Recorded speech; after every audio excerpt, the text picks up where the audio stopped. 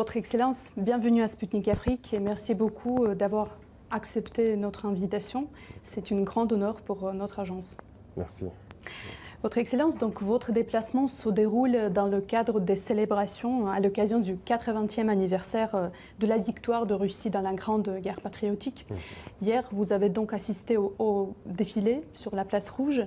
Que retenez-vous de cette expérience? Quelle était l'ampleur des célébrations, à votre avis? Peut-être quels équipements vous ont le plus impressionné? D'accord, merci beaucoup. Comme vous l'avez situé, le contexte, c'est bien la célébration donc, de la victoire de la Russie dans la Grande Guerre patriotique, comme c'est dit. Nous avons été beaucoup impressionnés par le défilé, parce que comme le défilé a commencé sur toute la partie motorisée avec les engins, le mythique char T-34 qui a contribué à la victoire, et jusqu'à aujourd'hui aux engins récents, les T-90 et bien sûr d'autres types de missiles qui ont été développés. Ça nous a beaucoup impressionnés, ça nous a donné beaucoup de leçons et ça nous a permis de voir comment donc, la Russie a évolué technologiquement sur le plan militaire depuis cette grande guerre jusqu'au jour d'aujourd'hui. D'accord. Monsieur le Président, et pourquoi a-t-il été important pour vous de répondre à l'invitation du président Poutine et de rejoindre la Russie dans ces célébrations? C'est important pour moi à plusieurs titres parce que d'abord, c'est une invitation d'un pays ami. La Russie et le Burkina Faso aujourd'hui sont en étroite collaboration. Notre coopération est assez stratégique, donc ce qui fait que nous devons venir donc, participer aux côtés donc, du peuple russe. La deuxième chose, c'est que dans cette même guerre, nos ancêtres aussi ont contribué à la libération de l'Europe dans cette guerre, à lutter contre le nazisme, ce qui veut dire que nous avons donc une histoire commune dans la célébration donc, de cette victoire. C'est très important. Et l'autre chose, c'est qu'aujourd'hui, la Russie et le Burkina Faso sont dans le même combat. Nous avons un monde que je peux qualifier d'unilatéral. Nous voulons un monde multipolaire. Voilà, nous voulons un monde libre, indépendant, un monde de paix, où les nations ne dictent pas donc, à d'autres nations ce qu'elles doivent faire et comment ils doivent être. Donc la Russie est activement dans ce combat, qui est aussi un combat de dénazification, si je peux dire. Et donc, nous aussi, nous sommes dans ce même type de combat contre l'impérialisme qui veut nous asservir, qui veut nous garder dans l'esclavage.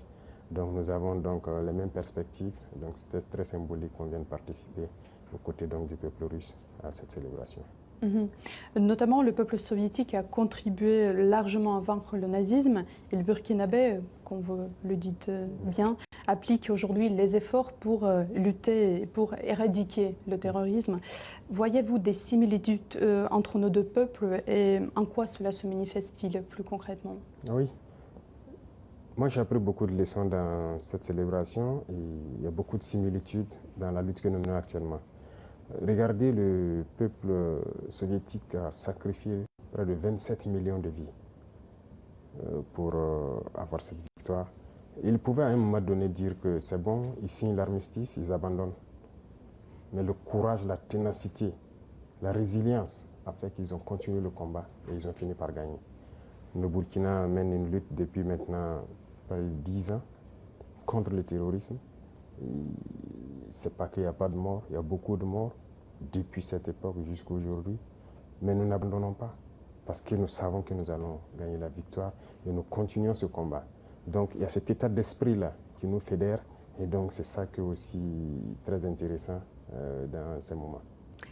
Et comment analysez-vous l'influence de la victoire soviétique lors de la Seconde Guerre mondiale sur le processus de décolonisation de l'Afrique? Que serait-il arrivé, si on peut essayer d'imaginer, à l'Afrique si le nazisme avait gagné? Ça a beaucoup contribué, je peux dire. Alors, si le nazisme avait gagné, je ne peux pas imaginer. Mais j'imagine, vous savez que les gens ne respectaient pas le noir. Jusqu'à aujourd'hui, ça continue. On a toujours qualifié le noir de sous-homme. Certains nous voyaient comme des animaux, en fait. Vous avez suivi les histoires de la colonisation, de l'esclavage. Les noirs ont été torturés, exposés dans des cages comme des animaux sauvages en Europe et tout. Les noirs ont été castrés pour les empêcher d'avoir même de la progéniture. Les noirs ont été traités comme moins que des animaux. Vous savez qu'au Congo, on trouvait que le carton coûtait plus cher que la peau du noir. On préférait sécher le caoutchouc sur la peau du noir que de payer du carton pour sécher le caoutchouc. Le noir a beaucoup souffert. Donc de l'esclavage pendant des siècles et des siècles, la colonisation. Et cette guerre, vous voyez qu'on est venu prendre nos ancêtres sans leur consentement, aller les mettre en boucherie en première ligne. Et au retour encore, vous avez appris ce qui s'est passé au Sénégal. Quand ils ont voulu réclamer leur argent, on les a tués. C'est-à-dire qu'ils ne considèrent pas le noir. Et ça, ils sont allés se battre aux côtés de soi-disant alliés, qui les traitent comme ça. Mais imaginez si c'est le nazisme qui avait gagné. Ça allait être une catastrophe. Donc voilà pourquoi j'ai dit que c'était une lutte à mener. C'était une vraie folie dans le monde. C'était une lutte à mener et l'Afrique a participé. Et aujourd'hui, on peut dire merci parce que le peuple qui a consenti le plus grand sacrifice, c'est le peuple soviétique. Personne n'a perdu autant d'hommes, personne n'a connu autant de destruction pendant la guerre que le peuple soviétique. Donc nous sommes reconnaissants et je pense que c'était nécessaire pour que le monde soit aujourd'hui et que l'Afrique aussi puisse espérer continuer. Monsieur le Président, vous avez récemment déclaré que le Burkina Faso sera le tombeau du terrorisme. Oui. Imposez-vous des délais concrets pour le vaincre complètement et comment voyez-vous la future aide de la Russie en ce qui concerne ceci, l'un des axes principaux du partenariat russo-burkinabé? Je l'ai dit parce que le Burkina Faso, nous travaillons à ce que aujourd'hui il y a beaucoup de criminels qui le recrutent pour venir combattre au Burkina Faso. Ce n'est pas du terrorisme, je ne sais pas comment qualifier ça, c'est de la criminalité. Ce sont des bandits qui ont été armés par les impérialistes pour nous déstabiliser, pour nous maintenir dans la guerre permanente et nous exploiter. Et donc, je l'ai dit, nous travaillons à ce que le Burkina Faso soit le tombeau du terrorisme. Il faut que, lorsqu'on recrute quelqu'un pour venir combattre au Burkina, qu'il préfère se suicider. Et ça va arriver. Parce qu'on les équipe, on les forme, on leur donne la technologie, ces criminels-là, mais nous nous adaptons permanemment. Actuellement, nous sommes dans une phase assez particulière. Ils ont acquis de nouvelles technologies, de nouvelles techniques de combat et tout, grâce donc au soutien de ces impérialistes-là. Mais donc, nous avons étudié la situation et nous allons avoir la réponse tout de suite face à tout ça. Donc, vous allez le voir. Le terrorisme va finir, je ne veux pas donner un délai, mais le terrorisme va finir. Et très vite, aussi vite qu'on le peut. Et la Russie, tout ce que nous demandons, c'est surtout l'apport, je dirais, intellectuel. Voilà, aider à former intellectuellement sur notre industrie militaire qu'on devait développer et aider à former les jeunes gens sur tout ce que nous pouvons développer pour faire face à cette guerre-là. C'est cette partie qui nous intéresse le plus. Et plus concrètement, quel matériau, peut-être quel équipement vous intéresse le plus? Déjà, je peux dire merci parce que la Russie fait partie de l'un de ces rares pays dans ce monde-là qui a pris du matériel militaire venir nous donner pour faire la guerre. Donc ça, c'est significatif. À part la Russie et la Chine, il n'y a pas personne, sinon même pire. Ailleurs, on veut payer, même on refuse de nous vendre. Mais là, ils ont compris qu'on est en guerre. La Russie aussi mène son opération spéciale. On sait que ce n'est pas facile. Mais si dans ça, ils ont pu prendre du matériel, venir donner au Burkina Faso, je pense que c'est déjà très important. Mais c'est comme je l'ai dit, la Russie contribue à nous former. Tout ce qu'on paye, les militaires russes forment les militaires burkinabés sur l'emploi de cet équipement et tout ça. Mais nous voulons continuer à développer nous-mêmes l'industrie militaire avec l'accompagnement de la Russie qui a une très grande avance donc, sur le monde, je dirais, en matière d'armement. Donc nous devons faire cette collaboration étroite pour que nous puissions avancer dans notre guerre. Donc cette dernière année a été marquée par de grands changements pour le Sahel et pour chacun des pays de l'AES particulièrement, dont par exemple la rupture définitive avec la CEDEAO et l'adoption également de ses propres symboles, comme le drapeau commun. Dans ce contexte, comment décririez-vous le Burkina Faso d'avant et d'après, et comment évaluez-vous l'Alliance des États du Sahel comme un format de coopération régionale? Y a-t-il des projets d'élargissement, probablement? Oui. Pour comprendre l'AES aujourd'hui, il suffit de regarder la jeunesse africaine. Je pense que la jeunesse africaine a espoir que c'est un modèle d'union. Et nous, dirigeants de l'AES, ça nous donne une pression. Et nous devons réussir. Parce que l'Afrique a besoin maintenant de s'unir.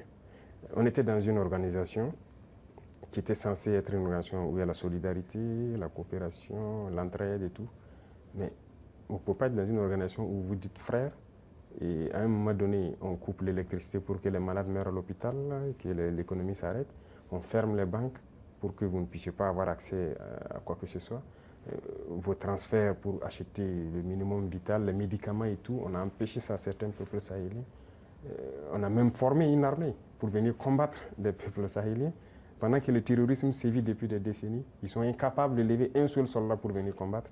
Ça, ce ne sont pas des frères. Il ne faut pas se voiler la face. Et ça, ce ne sont pas les peuples, ce sont les dirigeants.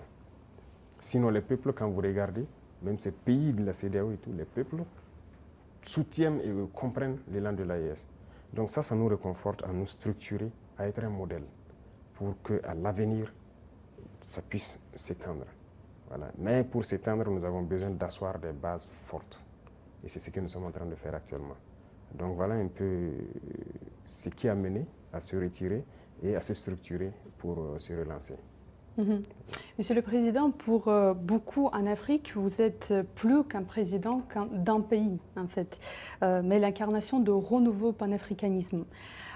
Pourquoi l'Afrique a-t-elle aujourd'hui tout particulièrement besoin d'un, si je peux dire, nouveau Thomas Sankara? Qu'est-ce que cela vous fait, en fait, d'assumer toute cette responsabilité à seulement 37 ans? L'âge n'est pas important. Mais c'est de la pression, je peux dire. C'est de la pression. Il ne faut pas prendre ça, en faire de la folie, de grandeur. C'est de la pression. Moi, c'est un message que la jeunesse me passe et ça me met plus la pression. Si j'arrivais à dormir 2 heures, j'ai réduit mon temps de sommeil à 1 heure. Et s'il ne faut pas dormir, il ne faut plus dormir. Parce qu'ils ont vu quelque chose, sûrement, qu'on est en train de faire. Et selon eux, peut permettre à l'Afrique de sortir donc de cette situation. Et nous, ça nous encourage, ça nous remotive à continuer le combat. Et c'est pourquoi j'ai dit que c'est une pression, c'est une très lourde responsabilité. Et je peux promettre que tout ce qu'on peut faire, c'est de ne pas trahir, c'est de continuer dans notre ligne de combat panafricain, espérer que ça puisse donc prendre donc toute la jeunesse africaine et que le panafricanisme que nous souhaitons tant puisse être une réalité. Parce que l'Afrique a beaucoup souffert. Il est temps qu'on puisse finir, travailler, se développer. Autant les Africains partent ailleurs, voient le mode de vie et tout ce qu'il y a. En Afrique, c'est possible. C'est possible. Donc c'est notre mission et nous allons l'assumer. Monsieur le Président, de plus en plus de pays africains revendiquent leur souveraineté et exigent le retrait des troupes occidentales de leur sol. Récemment, par exemple, le Tchad, le Sénégal, la Côte d'Ivoire ont formulé des demandes similaires. À votre avis, où l'Occident s'est-il trompé dans ses relations avec le continent africain? Bon, ce que je connais, c'est notre situation. Nous étions en guerre, nous avons vécu avec les troupes occidentales et tout. Nous avons vu et nous avons décidé de nous séparer de ces troupes-là parce que ça ne cadre pas avec la lutte. Au contraire, ça amplifie le phénomène. Les autres pays qui sont séparés, je ne peux pas me prononcer parce qu'ils se sont prononcés pour se séparer. Mais après, le président Macron a dit que c'est lui qui les a dit de trouver la formule et tout ça. Moi, je ne peux pas rentrer dans ce débat. Seuls eux, ils connaissent la vérité. Mais une chose est sûre, on ne peut pas parler de souveraineté et avoir une armée d'un autre pays sur notre sol qui nous dicte ce qu'il faut faire. L'économie, l'éducation, tout le développement d'un pays est basé sur l'armée. Donc chaque pays devrait développer son armée, être souverain et indépendant. Et donc c'est ce que nous sommes en train de faire. Quand je prends le cas du Burkina, ces armées ont été présentes et ça a contribué à tuer l'armée burkinabé. On ne recrutait plus. C'est eux qui disent quel volume il faut recruter. Il n'y avait plus d'armement, d'équipement et tout. Même les années 85 sous Sankara, on était mieux équipés que voilà, 10-20 ans après. Et finalement, le terrorisme est rentré. Quand le terrorisme est arrivé, on n'avait pas d'armée. C'est dans la guerre que nous sommes en train de créer une armée. Donc c'est normal que ça prenne un peu de temps, on souffre, mais il faut créer une armée. Et sortir de cette guerre, on doit sortir grandi. C'est ce que je dis. Quand je regarde les statistiques de l'armée soviétique, le nombre d'hommes qu'ils ont perdus, mais au sortir de la guerre, ils sont sortis très grands. Et aujourd'hui, aucune armée n'a l'équipement que l'armée russe a. Donc nous aussi, nous devons apprendre de notre guerre. Au sortir de la guerre, on doit être très fort. La souveraineté commence par l'armée. Une fois que vous avez une armée forte, tous les autres volets peuvent facilement se développer. Voilà ce que je peux dire, ce qui a poussé le Burkina en tout cas à se séparer de ces armées-là. D'accord. Un autre sujet qui persiste en fait important, c'est le dossier ukrainien. La Russie se déclare prête à négocier sans conditions préalables, tandis que l'Ukraine pose constamment des contraintes. De plus, Kiev soutient les terroristes au Sahel. Qui ne veut pas la paix pour nos deux pays, à votre avis? Je pense que bien avant maintenant, il y a le président turc Erdogan qui avait réussi à créer un cadre de dialogue. Et je pense que les deux présidents se sont rencontrés en son temps. Ce n'était qu'au début de l'opération. Et nous tous, nous avons espéré que ça aboutisse et que voilà, les armes se taisent et que chacun revienne à de bons sentiments. Mais ce sont les Occidentaux qui sont venus dire au président ukrainien de ne pas accepter. On a suivi ça et finalement, ça donne quoi? Mais moi, je pense que tout ça rentre dans le cadre de la manipulation. Et je pense qu'ils se sont fait manipuler. Sinon, les peuples ukrainiens et russes, c'était l'Union soviétique. Ils sont des frères. Comment se fait-il qu'on a pu cultiver la haine, la russophobie au sein de cette population? La guerre n'a pas commencé en 2022. C'est en 2014 que ça a commencé. C'est cette réalité aussi que beaucoup de gens peut-être ne connaissent pas, ou bien qu'on refuse de dire. C'est en 2014 que la guerre a commencé. Et aujourd'hui, on est surpris de voir que les gens rejettent peut-être la balle sur la Russie et tout ça. Quand on bombardait les civils russophones en 2014, qui parlait? Il y a des images qui sont toujours là. On a enfermé des gens dans des maisons, les brûlés. Il y a des images qui sont là. Mais il fallait agir pendant tout ce temps. Ils ont été manipulés. Et aujourd'hui, la réalité est là. Vous voyez, toute l'aide qu'on donnait, ce n'est pas une aide. On a dit de donner les minéraux. En réalité, l'Ukraine n'appartient plus aux Ukrainiens. On les a manipulés et ils sortent perdants. Tous les secteurs seront gérés par ceux qui les ont conduits dans cette guerre. Et c'était espérer affaiblir la Russie, mais la Russie sort encore plus grande de cette guerre. Donc moi, je pense qu'ils doivent comprendre cela et revenir à la raison pour avoir des négociations et aboutir à la paix. Parce qu'ils ont déclaré qu'ils soutiennent les terroristes. Vous avez tous suivi ça. Et on le constate sur le terrain également, qu'ils soutiennent effectivement les terroristes. Ce n'est pas une bonne guerre. Je pense qu'ils se trompent éperdument. Ils doivent revenir à la raison. De toute façon, ils peuvent les soutenir, nous les combattrons et nous gagnerons. Donc, s'ils n'ont pas compris jusqu'aujourd'hui que toute cette manœuvre, c'était pour les effondrer et s'accaparer de leurs minéraux critiques, ils peuvent continuer la guerre. Donc voilà ce que moi je peux dire sur la situation. Chaque peuple doit comprendre qu'il faut éviter de se faire manipuler et rentrer dans une situation très compliquée. Voilà un peu ce que je peux dire. Ensuite, au propos du commandant de l'Africom devant le Sénat américain, votre gouvernement a donc réagi avec fermeté, dénonçant des accusations infondées sur les choix souverains du Burkina Faso. Que répondez-vous à ceux, notamment à Washington, qui continuent de remettre en cause la légitimité de vos partenariats actuels, notamment avec la Russie? Et comment entendez-vous défendre l'image du Burkina Faso sur la scène internationale face à ce type de discours? De toute façon, on est libre de lier les relations avec qui on veut. C'est ça l'indépendance. Donc sur ce volet, ils peuvent continuer à penser ce qu'ils veulent. Nous irons où nous voulons. Voilà, pour peu que ce partenariat puisse être en tout cas mutuellement bénéfique pour chacune des parties. Quant à ces propos, vous l'avez dit, on a protesté à travers le ministère des Affaires étrangères, c'est une chose. Mais je ne sais pas ce qui s'est passé avec ce général.